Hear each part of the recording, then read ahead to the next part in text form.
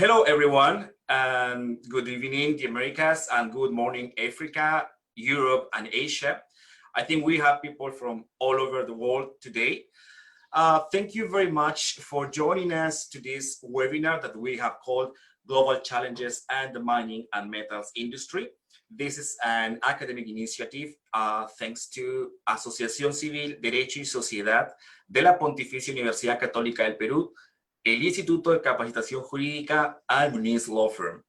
My name is Daniel Palomino. I'm partner and head of the Mining and Sustainable Development Law Practice at Muniz Law Firm in Lima, and I will be your host for the next 75 minutes.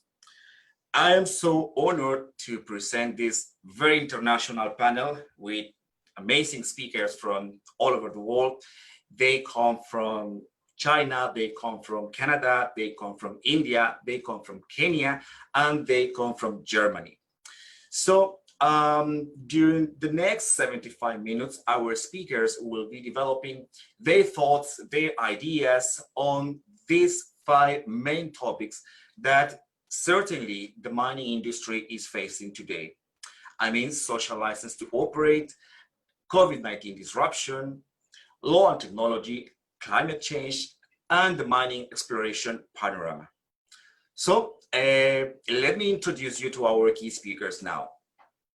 Our first speaker is Noreen Kindunduku from Kenya. Noreen is Senior Associate at OK Law Advocates. Noreen holds a master's degree in International Energy Law and Policy from Center for Energy, Petroleum and Mining Law and Policy at the University of Dundee in the UK. She has been part of the team that partnered with Global Witness and submitted key suggestions to strengthen Afghanistan mining regulation.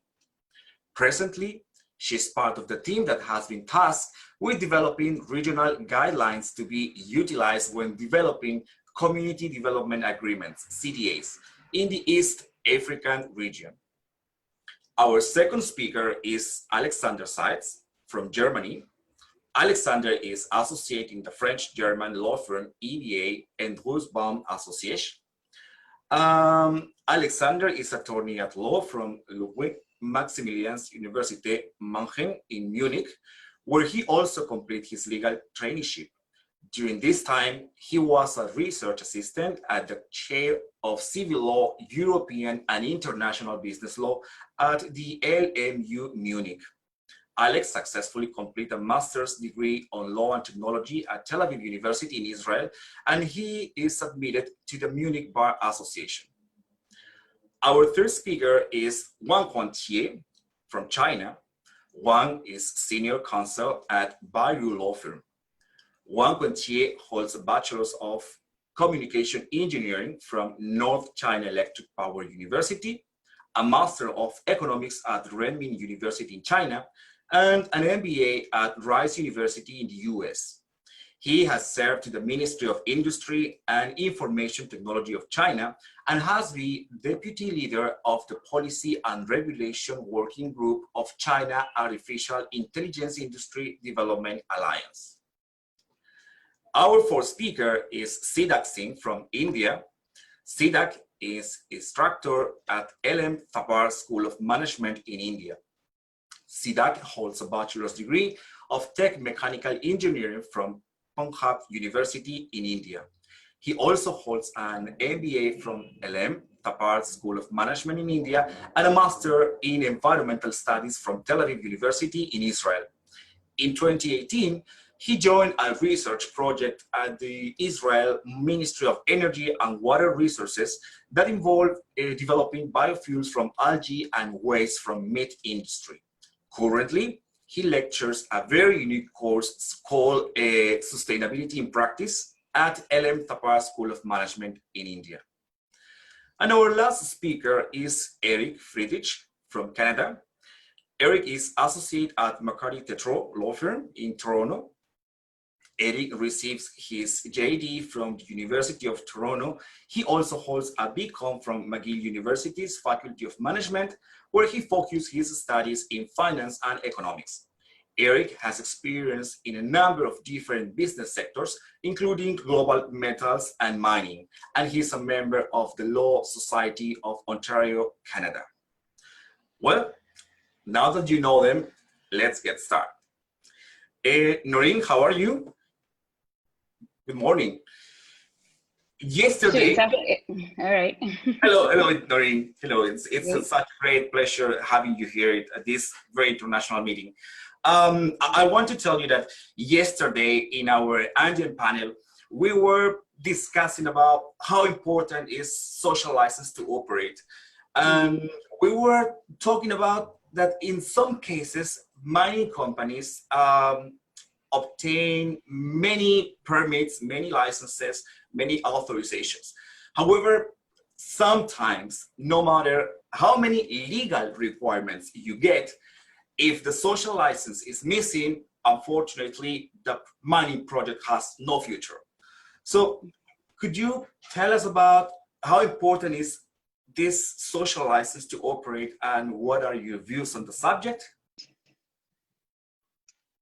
So I'm just going to make a very brief presentation. The outline of my presentation will be a brief discussion on the concept of SLO, the international efforts and initiatives that we have around the social license to operate, the trends in Africa, and then I'll give a brief conclusion. So I'll just get straight into it. The social license to operate as a concept was developed in the 1970s by Alan Shoka and Prakash Sethi. And they basically argued that businesses need a social contract to operate so as to be successful. They suggest that the contract could be express or implied, and that it related to the delivering of benefits to the society and distributing these benefits with the society's approval. Then in 2000, the concept was built upon and applied to the extractive industry by Susan Joyce and Ian Thompson. They argued that the social license to operate exists when there's legitimacy and social acceptance of a mining project. But from 2000, the phrase social license to operate has been used extensively in the mining industry. Despite its extensive use, however, there isn't any single definition of a social license to operate. But in general terms, it is understood to be the ongoing approval and acceptance by society of a mining project that goes beyond the regulatory requirements and obligations of the project. So it's what you were saying, Paulo. It's not enough that you meet the regulatory requirements in the license. You have to go over and above that to obtain a social license to operate. The social license to operate is also intangible in the sense that it cannot be measured. It's informal because it's based on mutual trust and understanding. It's also non-permanent because it's subject to revision and even rejection if new information about the project is acquired. The other important aspects to note about the social license to operate is that it's not just issued by the host community, but any community that is either affected or that can affect the operation of a project will issue a social license to operate. Social licenses to operate are also project specific. So every operation will have its unique social license to operate. These are the factors that determine whether a social license to operate is granted or rejected. They are legitimacy, credibility, and trust. Legitimacy basically involves establishing that the project conforms with the rules, customs, and norms of the community of stakeholders. Credibility basically involves providing true and clear information to stakeholders and complying with any commitments that the company issues to the community. And trust is achieved when there's a complete buy-in of the project.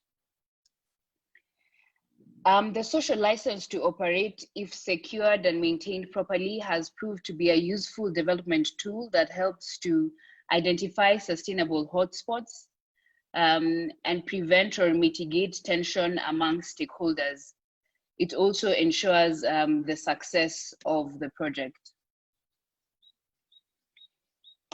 However, the social license to operate is not without criticism. Because of its intangibility and informality, it's difficult to know when or how it's achieved or lost. So a lot of mining companies struggle with the idea of the social license to operate because you're not too sure when or how you have achieved it or when or how you've lost it. I'll now look at briefly international efforts and initiatives around SLO.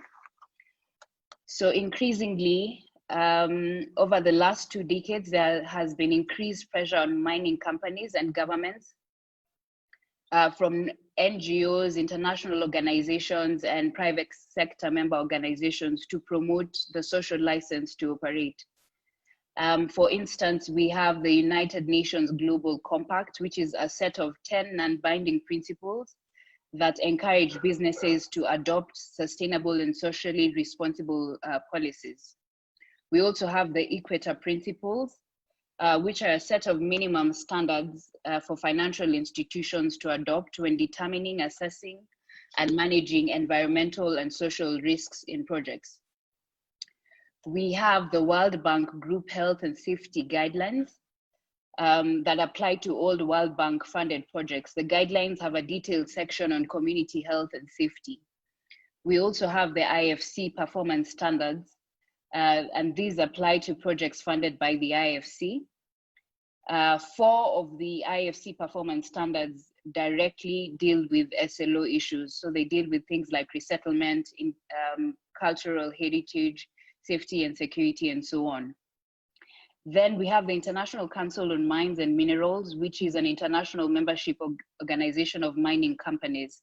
And it has published 10 principles for sustainable mining, including respecting cultures of the communities where projects are undertaking, engaging stakeholders, and continually pursuing improvement of health and safety. So social license to operate in Africa, what does it look like here? First, it's important to note that some of the tensions in granting mineral rights stem from colonial legacies in Africa. So prior to colonization, African communities regarded minerals as extension of the benefits that their land offered.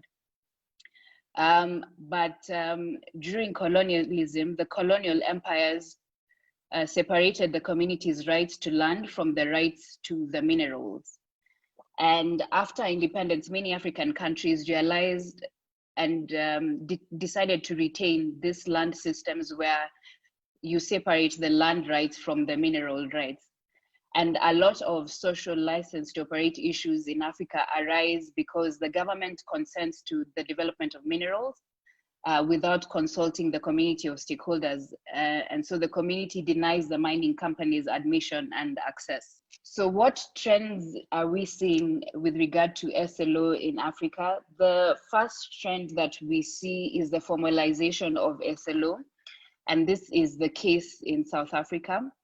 So prior to 2002, mining companies in South Africa had very little legal responsibility for mining communities outside of their corporate social responsibilities. But in 2002, South Africa passed the Mineral and Petroleum Resources Act, which made provision for collaborative planning between mining companies and the local authorities. So the mining companies were required to develop social and labor plans and to submit them to the Department of Mineral Resources. These plans were tied to the mining licenses, and the companies had to file an annual progress report. However, there are a few issues with this form of SLO. First of all, those social and labor plans were not public documents, so people were not able to see or know what the local authorities had agreed with the mining companies. But also the communities where the mining operations were based did not have representation when those plans were being developed. So later on, South Africa came up with a mining charter, which required 8% local ownership in projects that were to be acquired through community trusts. And although this was a very welcome decision, we also are still seeing challenges with this because the governance structures of the trust can be a bit problematic. The second trend that we see in Africa is the legislating of SLO, and a good example of this is in Tanzania. So between 2017 and 2019, Tanzania passed laws that basically incorporate various components of the social license to operate in their legislation. One of the things they did was introduce mandatory CSR plans that are to be jointly agreed by local governments in consultation with the Ministry of Finance. The other thing we see in Tanzania is the requirement of mining companies to comply with an integrity pledge. Basically, they're supposed to pledge that they will conduct mining operations with regard to the law. They will take out insurance for damage to the environment and damage to the community. The other thing that Tanzania did was it required that mining companies offer Tanzanians equity participation of at least 25%.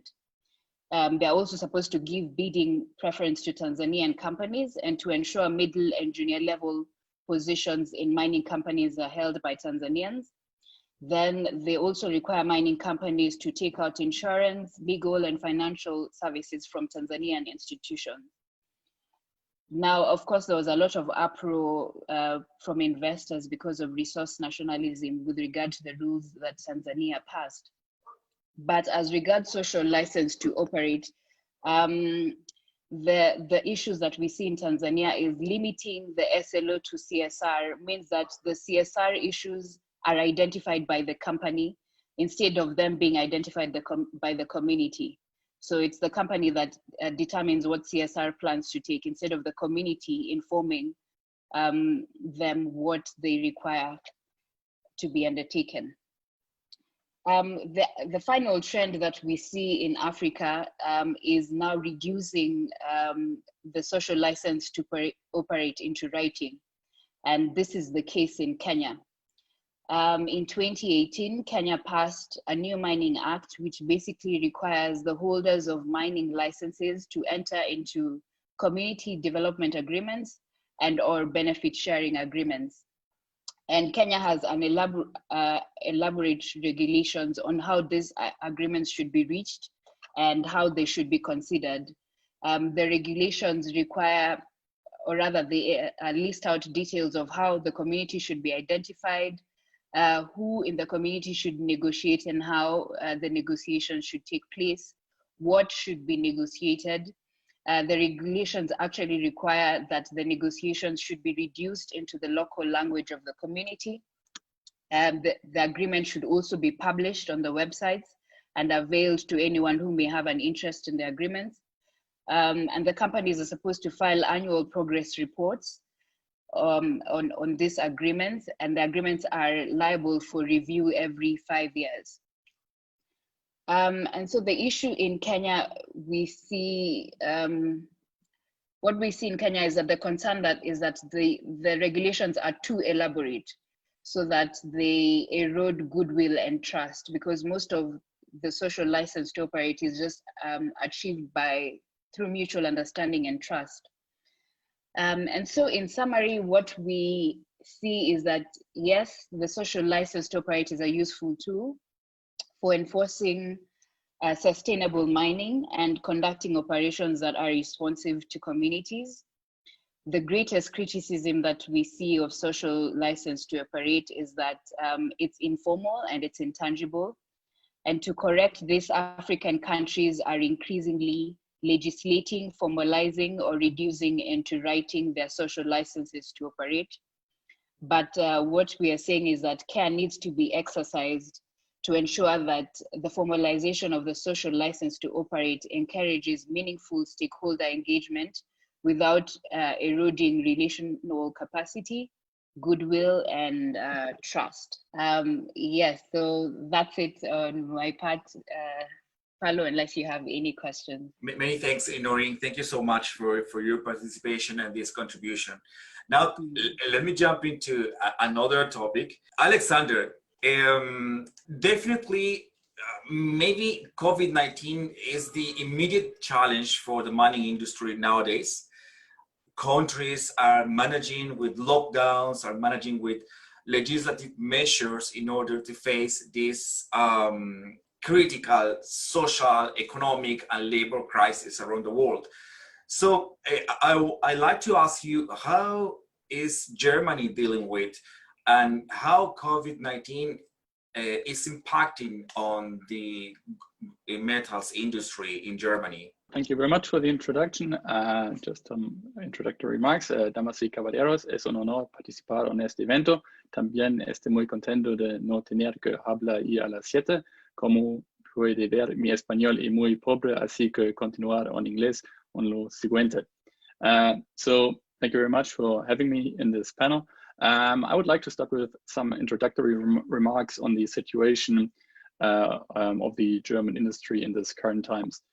In 2019, the GDP in Germany was 3.9 trillion US dollars. The economy was down in the first 2 quarters of 2020 by 10.1%, which is the biggest downturn since 2019, where we had the oil crisis. However, in the last few months, the mood in the industry has improved. I can also point to some reasons. Germany was relatively quick when they implemented some measures against the spreading of the virus, and some of those measures were eased in the recent months. However, we'll have to see whether the situation can be upheld. And I would also quickly like to talk about a couple of minutes about the business ties with Germany and Peru, because I think it's of importance when we talk about mining on this panel. Germany and Peru have a long history of development cooperation. The country has traditionally been a priority area of German development cooperation within Latin America. According to an information page of the German Foreign Ministry, the expansion of the Lima airport by the Fraport AG is currently the biggest investment by a German company. In 2018, Germany has imported goods from Peru amounting to an overall value of 1.3 billion euro. This ranks them on position 61 of the countries with the biggest import. Interestingly, Peru is ranked higher than countries like UAE or Saudi Arabia, countries with which we have also very strong economic ties. In terms of export, Germany has exported goods with a value of 840 million euro to Peru. This ranks Peru as an export nation in position 70. German countries supply, as they call it, efficient and sustainable technology for the mining industry in Peru. I don't know whether that's true or not. However, it has to be stressed also in this respect that environmental aspects play a key role here. In the next few minutes, I would like to focus on the metal and mining industry in Germany in general. Traditionally, both industries are considered the backbones of the German industry. Currently, 40,000 workers work underground.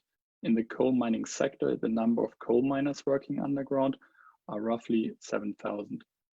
The entire, and I want to emphasize, it's the entire raw materials sector in Germany, which also includes the coal and steel industry, has a total volume of more than 264 billion euros. About 6.4% of the total volume of the German economy, and currently 1.2 million people are employed in these sectors. Even before the outbreak of the COVID-19 pandemic, especially the mining and the metals industry faced heavy challenges. Probably you can also say that the Fukushima catastrophe was the tipping point for the German government to focus more on clean and green energy. The production of solar energy and windmills is heavily subsidized since then. Minimizing the consumption of resources and reducing the use of energy are trend-setting topics in the mining industry in Germany. New technologies and the use of alternative energies are the long-term objectives for a more environmentally friendly extraction of necessary raw materials. In the future, sustainability shall be promoted with regard to the conservation of resources by applying an ecological approach. In this context, it has to be pointed out that the decision was taken to pull out of the lignite industry. The end date has been postponed a couple of times. Currently, it is by the end of 2038. This is also underlined by some statistic. Since 2000, German coal production has been reduced from 3.3 million tons to 3.8 million tons in 2016. At the same time, the workforce was reduced from 58,000 to roughly 7,400 employees, as pointed out before. This includes 1.1 thousand employees in structural short-term work and qualification. The mining industry is also depending on state funding. For the period between 2015 and 2019, for 4 years, the mining industry has received such fundings, which amounted to roughly 6 million euros. Some figures now with regard to the metals industry, because we differentiate more between mining and the metal industry. In Germany, the metal industry recently accounted for a share of 3.1% of the total gross value. This corresponds to around 21 billion euros. This is why you see it's really the backbone, or part of the backbone of our economy. The turnover in Germany of the German metal industry amounted to roughly 101 billion euros in 2019. 84,000 people are working in the steel industries, and the biggest players on the market are currently ThyssenKrupp Steel Europe, ArcelorMittal Germany, and Salzgitter AG. The metal industry came under scrutiny by US President Trump, who was introducing tariffs in the amount of 25% on certain steel exports to the USA in 2018. I will now come to the impacts of the COVID-19 pandemic in Germany, which has also and obviously a massive impact on the metal and mining industry. More than half of the companies in the metal industry are severely affected by the COVID-19 pandemic. A poll has revealed that the reasons for the circumstances were, first, a lack of demand. 4 out of 5 companies have faced serious problems as a result. And second, companies are missing parts or materials. This, on the other hand, has caused issues for 1 out of 4 companies. With regard to the mining industry, during the Corona crisis, many mining companies had to cut back their mining operations considerably or even shut them down completely. Many raw material prices fell, and the pandemic had a negative impact on exports and the supply chain. In addition, it was feared that the situation working underground with limited air circulation, for example, could also favor the spreading of the virus. We're currently not aware of certain hotspots in Germany and in the German mining industry. However, we know that Poland and the Czech Republic had such issues. What are now the general measures which have been adopted by the German government, which of course also applies to the metal and mining industry? The German government has legislated a program which supports short-time work. Such programs have been legislated in a number of countries. I know that, for example, that the UK has a very similar program, and the Netherlands. If a company is in crisis, the employer can reduce the working time of its employees, which ultimately leads to a pay cut. Up to 60% of the salary amount which is reduced is then covered by the government. Obviously, this leads to a massive and a very excessive debt burden on the state budget.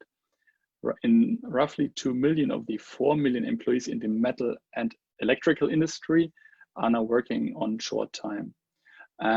Due to this critical situation, unions are now asking for state programs to help the mining and metal industry to get out of this crisis.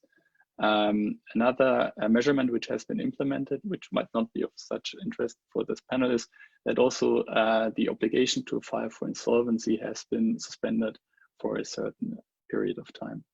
Thank you very much. Thank you for your participation in this contribution. Now, we were talking about this topic a few weeks ago, and certainly COVID-19 has forced us to use technology in a way never seen before, for sure. But when we talk about law and technology, or I mean technology and mining and the law issues involved, almost always there are 2 main issues that should be taken into account. One of them is the use of technology and the future of labor, the labor force, pardon me. And another issue is, okay, technology is great. It's a great thing to do, but there are some risks associated to the use of technology. And by risks, I mean privacy issues and cybersecurity. You're an expert on this field, so could you tell us your views on the subject and how technology is helping China's mining industry currently? I'm very glad to have this opportunity today to discuss these interesting topics. Per your introduction to my tech background, so today I would like to share my idea about how China is dealing with concern brought by technology such as artificial intelligence, big data, blockchain, to mining and metal industry. So the same as other sectors, mining and metal industry is also being improved and changed by these technologies. It becomes more and more intelligent. So for example, the geophysical prospecting technologies and robots are making exploration easier and safer. And the Internet of Things and automatic tool, different kind of automatic tool are enhancing the efficiency of excavation and production. And also big data is enabling companies to forecast market prices more quickly and correctly. So these are all very good things, but as you just mentioned that there are also some bad things coming along. Nowadays, people talk about most are privacy and cybersecurity. So how is China dealing with it? So what are the policies and regulations in China to prevent a privacy violation and make the intelligent mines safer from cyber attacks? So for this discussion, so first I would like to mention the cybersecurity law of China. It came into force in June 2017, not very long ago actually, but it built up the regulation framework for cyber activities in China and laid foundation for other privacy protection and cybersecurity legislations. And the following 5 regulatory design I will introduce are all built on it. So let's start from the personal information protection design, one of the 5 design I will introduce. Because mining and metal companies, they don't actually directly serve and transact with consumers. So personal information issue here is primarily about protection of employees' privacy. That's my understanding. So in this regard, China actually is learning a lot from EU's GDPR. So mining and metal companies here collecting and using employees' personal information, they need to first establish rules and policy and policies for those work. And they need to inform employees its legitimate purpose and receive consent before doing that. And personal information should be stored after being encrypted and anonymized. And function like profiling should be informed separately, and special consent should be authorized by employee. So if employees' information is going to be shared with other entities, companies need to make sure those entities have the capability to safeguard this information and assume joint responsibility when things go wrong. So that's the general idea of how personal information is protected in China. It's very similar from what we have in Europe and in other places. That's the area China actually is learning from other countries.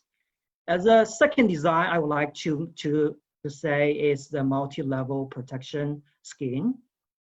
This is actually a cybersecurity safeguard measure.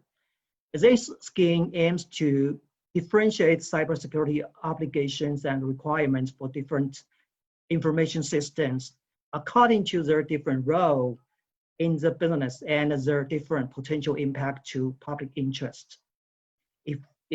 If they function abnormally, the more important system is, the higher standards of protection it needs to meet. There are actually 5 levels in the scheme.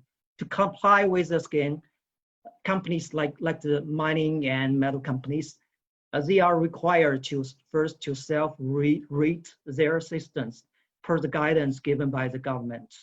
If the system is rated as level 2 or beyond, experts and government agency would step in to conduct review and certifications.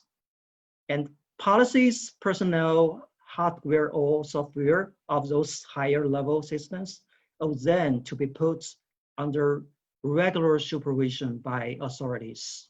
So that's general sense about multi-level protection scheme. The third design I would like to say is regulation to critical information infrastructure.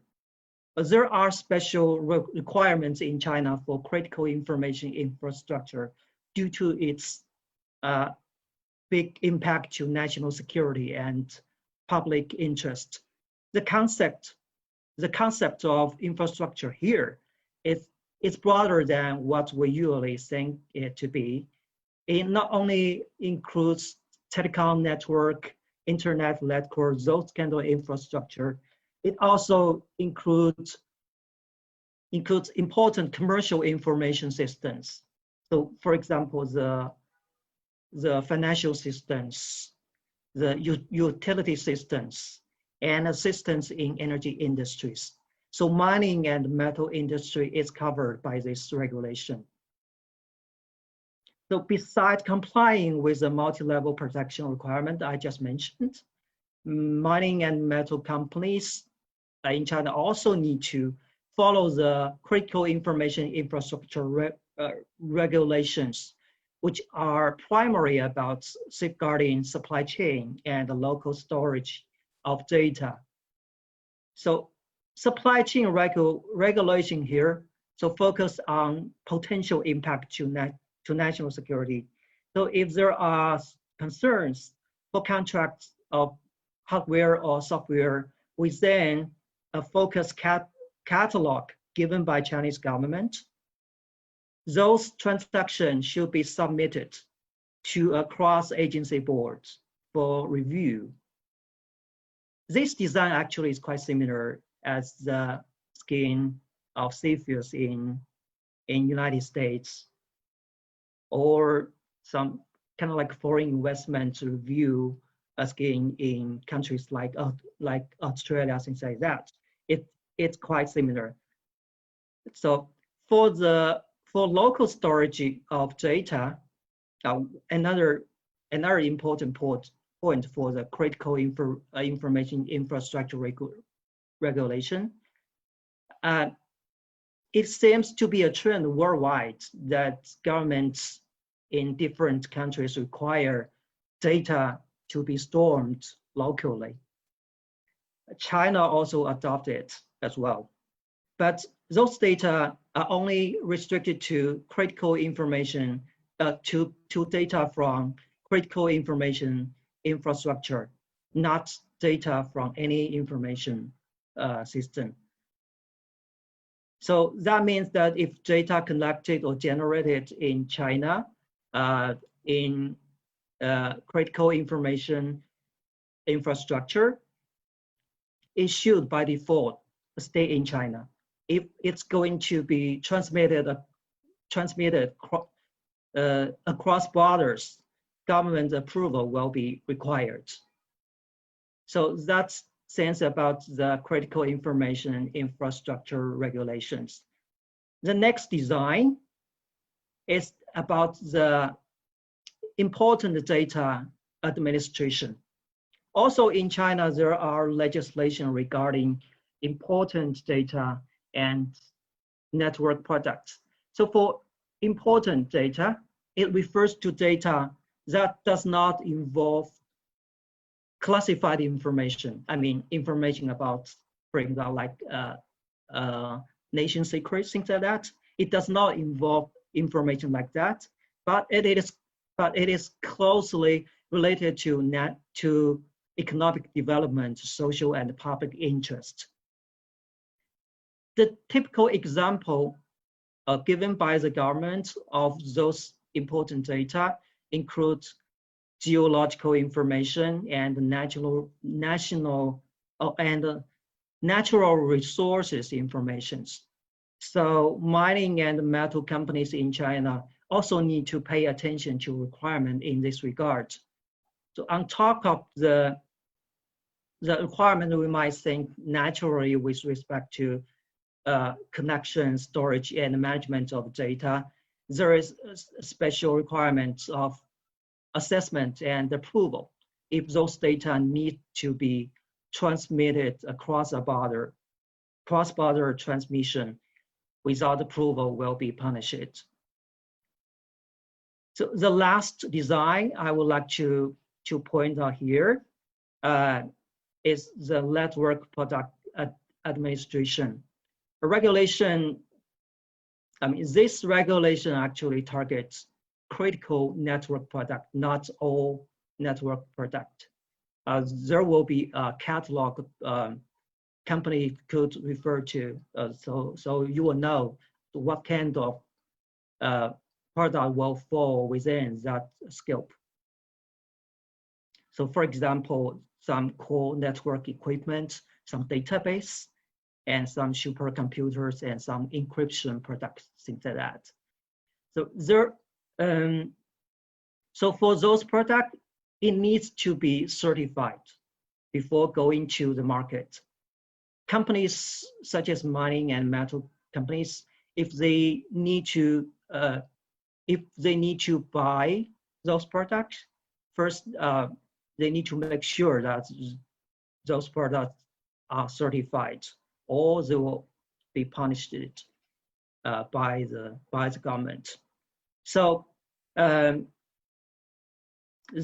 above 5 regulatory design are the primary strategy China now is using to deal with issues brought by the cyber technologies. It's actually not only applied to mining and metal industry, but also other industry as well. So that's all I would like to introduce today. I hope it's helpful for panelists and friends at this seminar, and I welcome further exchange with everyone after this event. Thank you. And now let's move on to India.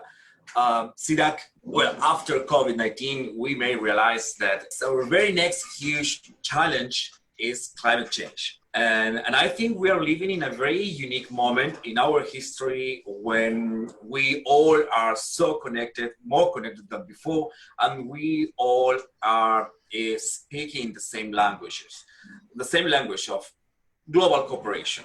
So over the subject of climate change and its relationship with the mining industry, what can you tell us about that? What are your thoughts about that? So thank you for inviting me to this amazing event. And I think I'm presenting for the first time to an international audience. So I feel privileged here. And what I would like to basically discuss, so I'm not an expert on metals and mining industry. I'm not an expert in climate change. It takes about 20, 30 years to become an expert on these topics. So what I will be discussing today is, as my role as, instilling sustainability mindset in future decision makers, I want to kind of bring you just a little brief about climate change, the challenges it brings to mining and metals industry, and what kind of strategies it can, metals and mining industry can think of to deal with such a problem. So first of all, let's discuss with what is climate change. So, yes. So yes, so also, so I think most of you would be aware of what is climate change, just to make it a bit more relatable. So let's talk about greenhouse effect. So essentially, when the sunlight comes from the sun to the earth, some energy is reflected back into the earth, into the atmosphere, and some is absorbed and re-radiated as heat. Then we have something called the greenhouse gases. We've generated a lot of greenhouse gases, and once we generate these greenhouse gases, what happens is most of the heat is absorbed by these greenhouse gases, which heats up our earth. This is essentially the problem of global warming. And climate change is basically, if we have to go in detail, has been happening long ago. You know, the concentrations of CO2 or greenhouse gases had been going up and down from a long time. This is thousands of years, as you can see, the scale. But in the past, I would say 100, 150 years, we spiked this, this CO2 levels to a very high level, like you can see, 47% above pre-industrial levels found in 1850. And there is a scientific consensus on that this was due to the human activities that we did after the Industrial Revolution. And what it does is it heats up our Earth. And this is a graph from NASA and other multiple, agencies, which clearly show us that our Earth is heating up. So this is the problem we're dealing with. And how is mining industry related to this? Let's talk about this. So the mining industry, as we all know, is an extractive industry, and it requires a lot of resources to do what it does. So it contributes to about 4 to 7% of greenhouse gas emissions globally, and which amounts to about 1.9 to 5.1 gigatons of CO2. Basically, that's a lot of CO2 to make it clear to a lot of larger audience. And a lot of it is from coal mining, which is not part of every mining operation, but is also part of the mining industry. So the mining emissions can be in 3 types. Scope 1 is usually the one directly by the mining company, like the operations, the mine, the processing of the product. The second is that scope 2 is basically the amount of electricity is consumed by either that is produced by the grid or the country they're operating in. And scope 3 is usually the highest amount of emissions, which amounts to about 98% of the emissions. It is the third party, the transport and the use of product.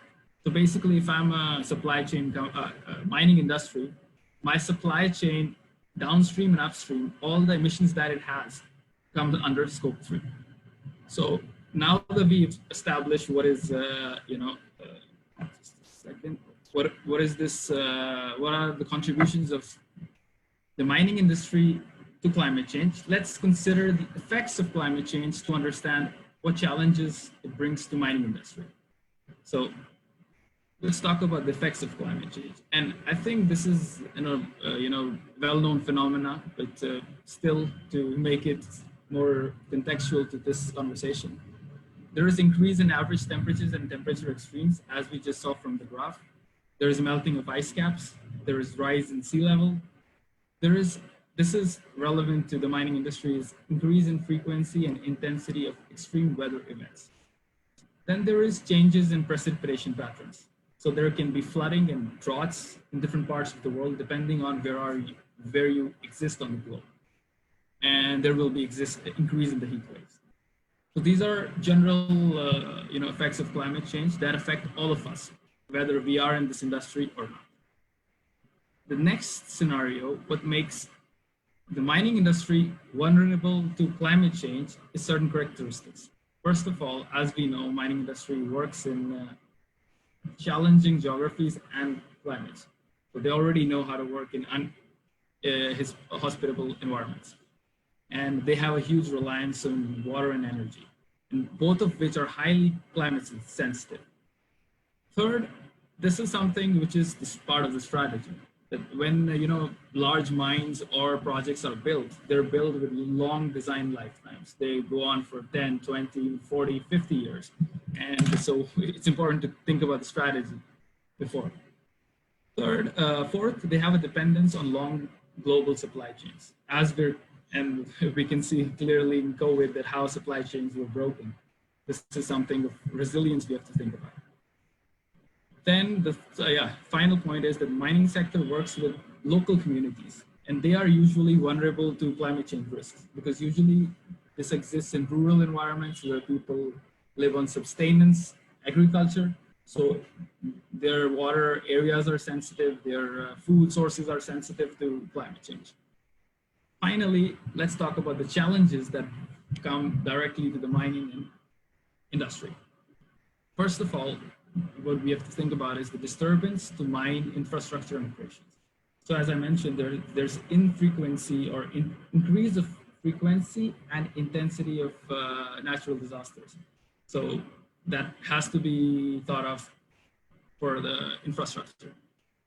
Second, there is change in access to supply chains. As we could see that people know that the Arctic ice is melting down.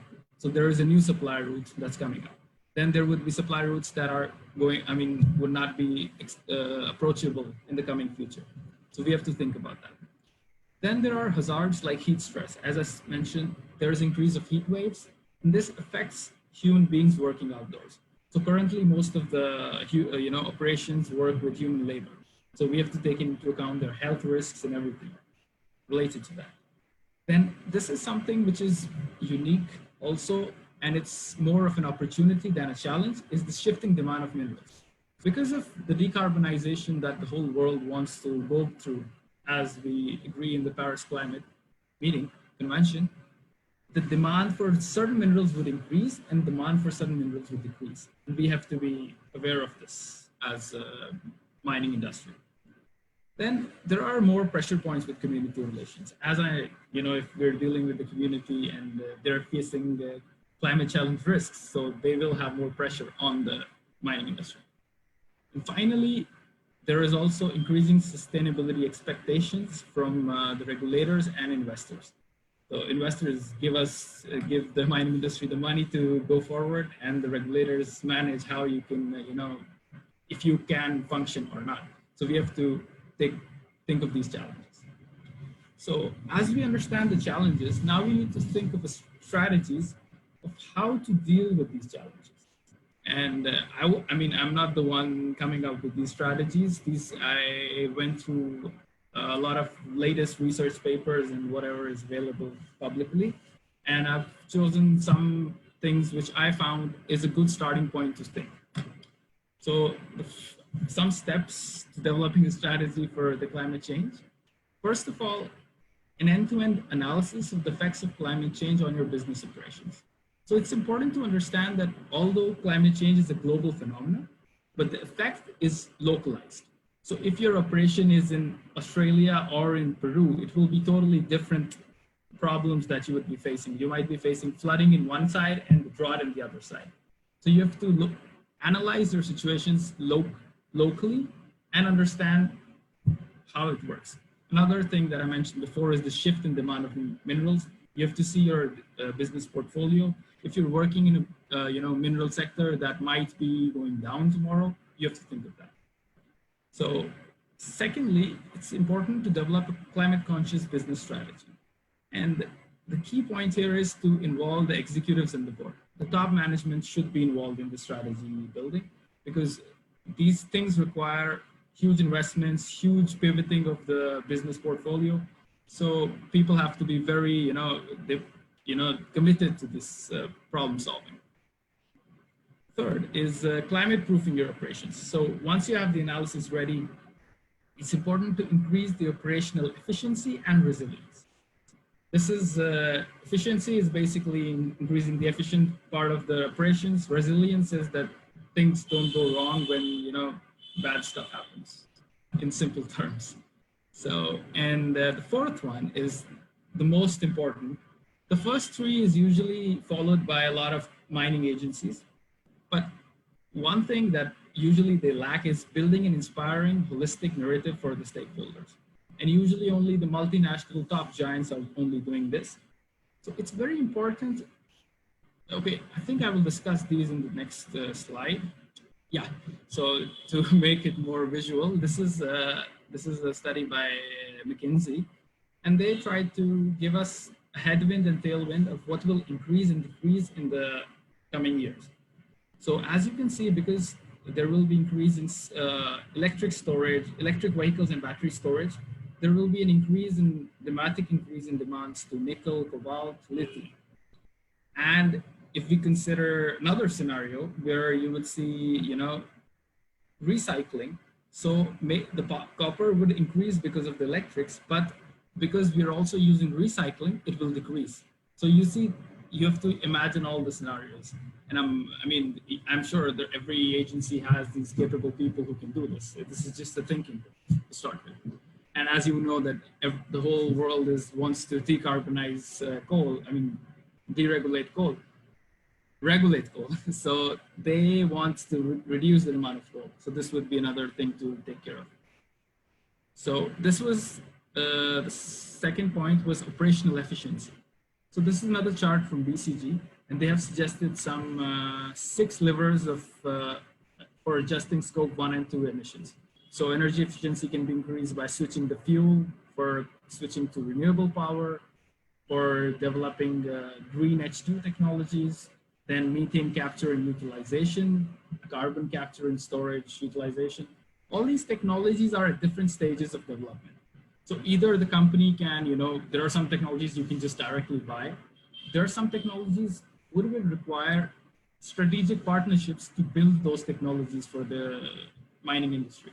So if you're a large giant, you have this capability to basically have a strategic partnership where in 10 years down the line, you will be able to develop this technology and implement it in your plan.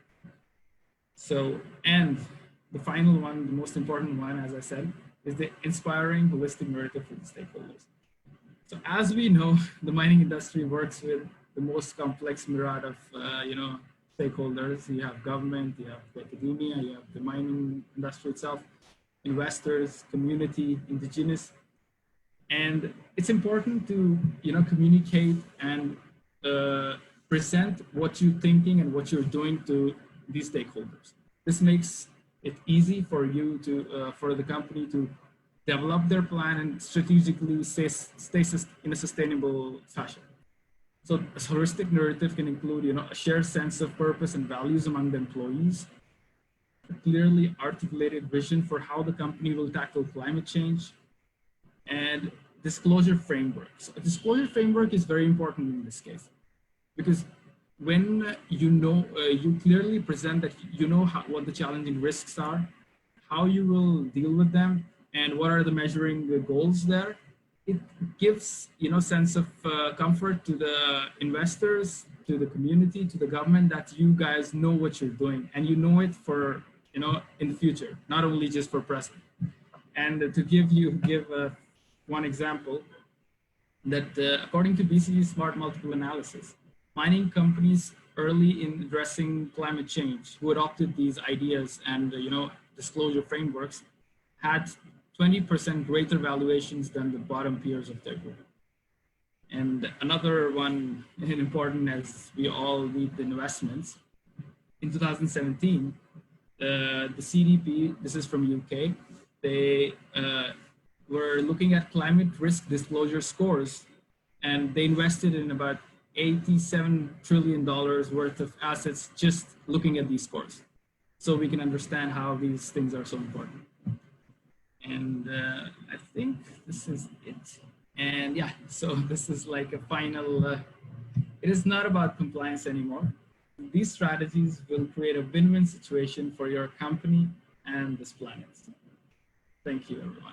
Thank you very much for your presentation and for giving us your thoughts on climate change and the mining and metals industry. Now let's jump to Canada. Hi, Eric. It's very nice having you today, being with you today.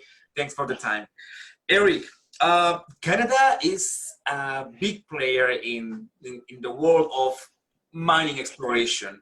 In fact, the biggest convention in mining exploration takes place every year in Toronto.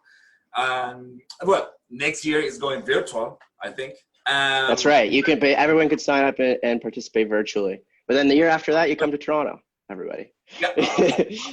And of course, Canada has a lot of investments, mining investment in South America also, particularly in Peru.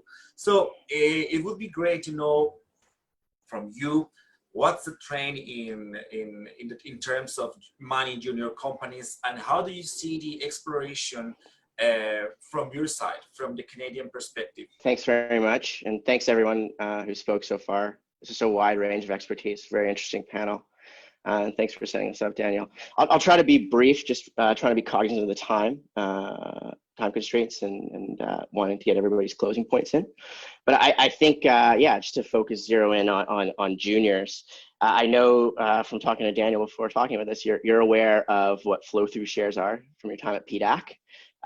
But to truly understand junior miners in Canada, you have to understand what flow-through share issuance is, and flow-through share, now a derivative structure from it, flow-through share donation, really is. So a quick primer on that, 80% of capital raised by junior miners in Canada are raised through flow-through share issuances. And it's not a new program. It's an interesting history lesson in Canada. We have a few financial centers which have service-based economies, and that's continued to grow, but we're like a giant country geographically. So in the 70s, the government sort of singled out and noted that in rural communities and in the far reaches of our country, mining is pivotal. And generally, Canada is a resource economy, ultimately. So to incentivize mine exploration and development in mining, I came up with flow-through share structures. So it's based on certain tax credits that are offered in connection with mining exploration. There's enumerated activities. The list has grown heavily over the past 50 years of what actually is one of these enumerated activities that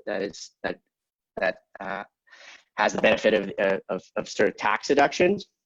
But the government offers junior miners tax credits for certain activities in exploration and development. And what they've allowed, what this flow-through share structure is they allow the tax benefits to flow through to subscribers to shares of the companies.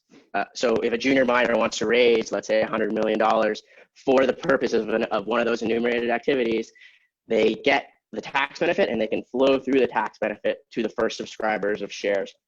So what does that mean? It's an extra value add for your investor. Not only are you getting a share in a company, but for the company, for the issuer, you get a share. You're issuing a share plus you're siphoning off a tax benefit that you would otherwise get to your shareholders. So you get a higher price because you're getting the share plus your tax benefit. So there's a premium. So they get to raise more money.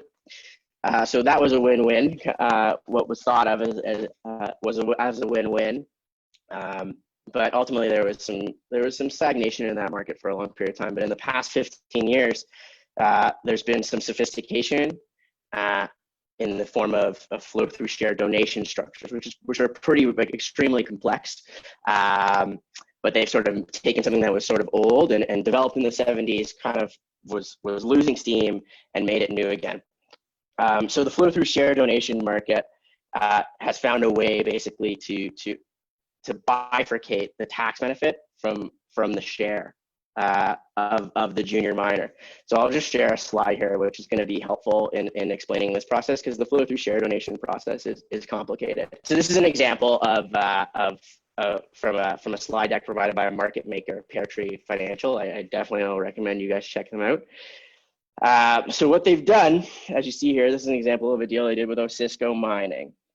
What they've done is they found wealthy Canadians who are looking for a tax benefit, and they get them to be the first subscriber of shares, because the tax benefit actually is achieved by the first subscriber of the shares, not the subsequent holders. Only the first shareholder. So they issue these shares to wealthy Canadians or philanthropists who are looking for a tax deduction.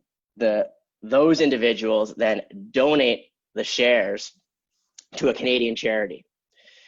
And then the Canadian charity, in turn, sells the shares to a third party. And these buyers can be international because they're looking to basically invest in this company. They're not as concerned with the tax benefits, because if you're an international buyer getting it and you have no operations in Canada, you're not exactly interested in Canadian tax benefits.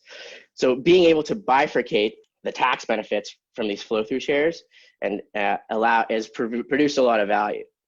So here at this level, your flow-through share donor is here. They get a tax benefit.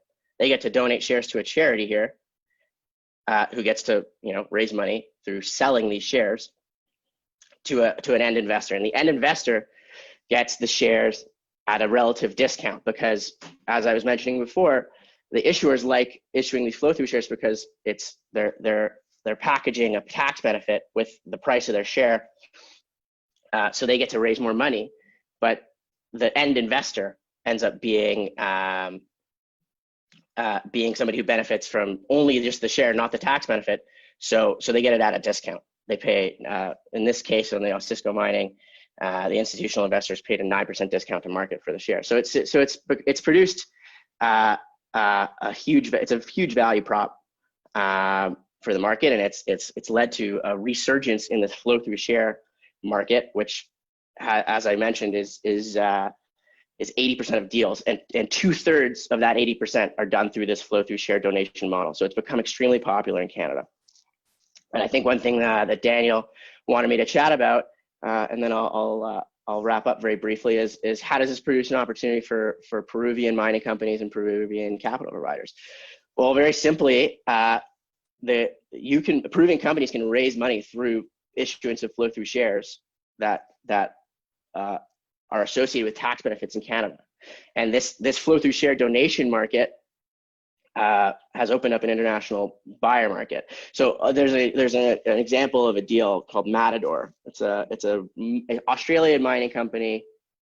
They have no connection to Canada, but they decided to do some exploration activity in Newfoundland, which is a province in Canada, and they were able to issue flow through shares. So as through the structure that I shared with you before, they found some Canadian wealthy philanthropists to be the first subscribers of these shares, to buy the shares, donate them to a Canadian charity, and the Canadian charities sold these shares on the international markets. And there's tons of market makers in Canada. Pear Tree, that example, is a market maker. So if you're looking for capital and you're interested in exploring in Canada, this is a structure that you should consider if you're a Peruvian mining company.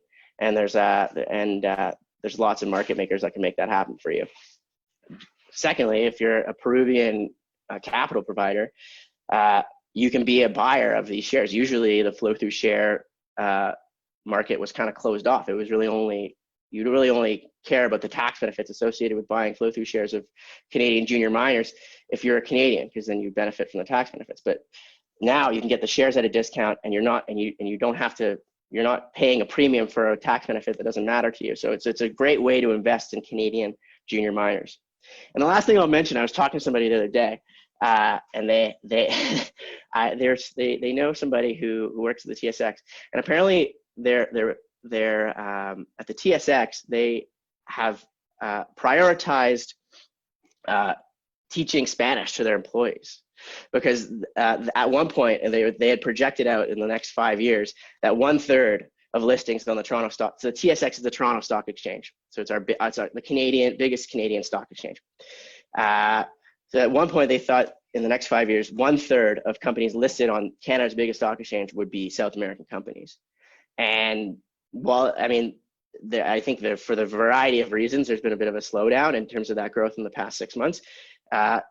There's a huge presence of South American companies who come to become listed on the Toronto Stock Exchange, and we're open and ready to welcome you all with open arms for further growth in that space, and we see it as a great opportunity for you guys. Thanks very much for your time. Thank you so much, Greg. It was quite interesting to hear about that very nice scheme. And yes, of course, Toronto Stock Exchange has a branch here in Lima also. Now, Now our speakers will have 2 minutes for final comments. So Noreen, could you start with you? Just final comments on the social license to operate basically would be, for me, it's, the trends that we are seeing is African countries, and I think basically all the regions around are trying to formalize their social license to operate. And my parting shot would just be, there needs to be a balance, not to overregulate, so that the inflexibility and informality of the social license to operate is important to ensure that the parties have mutual trust and understanding. So even as we try to formalize the SLO, let us not overregulate. Thank you. Many thanks, Noreen. Alex? First of all, thank you very much for these very insightful presentations. I think what became obvious is that the mining and metal industry faces several challenges. In my with regard to my presentation, it was with the overall economic situation is a heavy burden for the metal and mining industries. Then on top of it comes the COVID crisis. We call it Corona crisis in Germany, and but also the aspects that were raised by Noreen before, that labor aspects, human rights aspect, climate change aspects, and so on, technology aspects. And I think all of these issues are somehow connected. You can't single out as like a single aspect and then just deal with it. There has to be an overall approach. And I think what's also important, these are challenges, but it's also possible to overcome these challenges.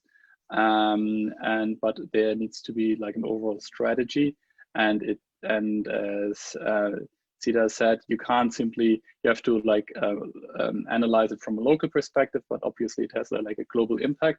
And I think that's a wonderful saying, and I think that's very true. Thank you very much. Wang, from your side? So the first thing I would like to say is that China is keep opening its economy, including the mining industry. This industry used to be closed, not open to foreign investment, but now it's being gradually opened. So there are definitely opportunity for investors from other countries for experienced companies. So the second point I would like to say is I'm very interested in the social license topic Lorraine just introduced, because we have seen a lot of very sad story in China that many towns were abandoned after the natural resources were depleted. The local community actually suffered a lot due to that. Recent years, Chinese central government actually doing a lot of things, trying to kind of like correct these kind of things. But I think only the effort from the top is not enough for China. We also need local efforts. Things like the social license Lorraine just mentioned. So I am wondering, how this kind of concept and the mechanism could be promoted in China to kind of like to benefit local communities more. Thank you. Now, Sidak. Thank you all for sharing such interesting, insightful perspectives from various different fields. And I would like to, add to what Alexander said. We have to deal with these problems, be it social labor problem, or technology issues, or the other issues of COVID, or the supply chain issues, all of them in a holistic approach. And from my learning and perspective, I feel that these challenges of climate change and all the other challenges that come to mining industry are essentially opportunities. Because mining industry is here to stay, and we can't have the phone or the computer we have today without the mining industry. So it just needs to form a good strategy or a good holistic strategy of how they want to proceed further, and acknowledge the economic part of the sustainability principles, the environmental part, and the social part. And if they can make a strategy which involves all these three things, I think they can go on forever. So I think, thank you. Eric, by your side. Just again, I want to thank everyone. My closing thoughts, and I don't know the answer to this question, but I'll pose a question. And I'm super interested to know if there's a similar situation in Peru, given how important mining is in Peru. In Canada, obviously, as I mentioned earlier in my talk, like mining is huge to our economy. We have a ton of gold, either gold resources or companies that are traded on our stock exchanges that are gold producers around the world. Gold is like super hot right now, and there's been a ton of M&A. There's a ton of money to be made by a lot of people around the world. There's been a lot of M&A activity. My firm has been at the heart of some of the bigger Canadian M&A transactions in the gold space in the past 6 months. And we go through waves of this. Like in the past 15 years, 15 years ago, a wave like this kind of happened. And what's been happening in the past 6 months is like homegrown Canadian companies are being sort of bought up by massive international conglomerate companies. So the question is like, I don't know I don't know the answer to this question, but there's like some balances that is it a long-term loss? It's something to consider, something I've been thinking about. If these things become internationalized and you lose your homegrown company and you're selling your soul a little bit. So I'm wondering if that's happening in Peru. I'd love to hear your thoughts on that, Daniel, if you have a second, or if you want to chat after or whatever. But it's something to consider that I think some in the Canadian mining industry are thinking about right now. Thank you all guys for your participation. It was a very awesome seminar. Thank you so much for your time, for your contribution to this international event. It has been a privilege to share with you this time, this international panel. And thank you to our audience too for the attention. I'm Daniel Palomino from Muniz Law Firm in Peru, and it has been our global panel. Thank you and have a good night.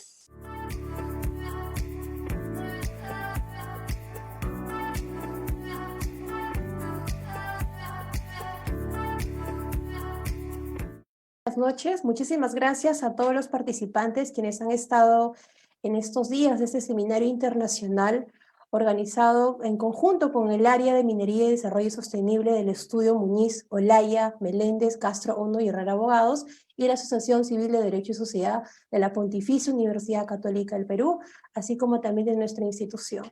Agradecer a todos los participantes quienes nos han acompañado en estos 2 días. Hemos aprendido adquiridos conocimientos de derecho minero comparado y también de temas de responsabilidad social. Quiero agradecer a todos los ponentes. Asimismo, este evento ha sido organizado de manera conjunta con estas instituciones, quienes nos han brindado la oportunidad también de conocer a otros docentes, quienes han disertado sobre estos temas tan novedosos y que por supuesto va a ser de provecho para todos en la comunidad jurídica en el Perú.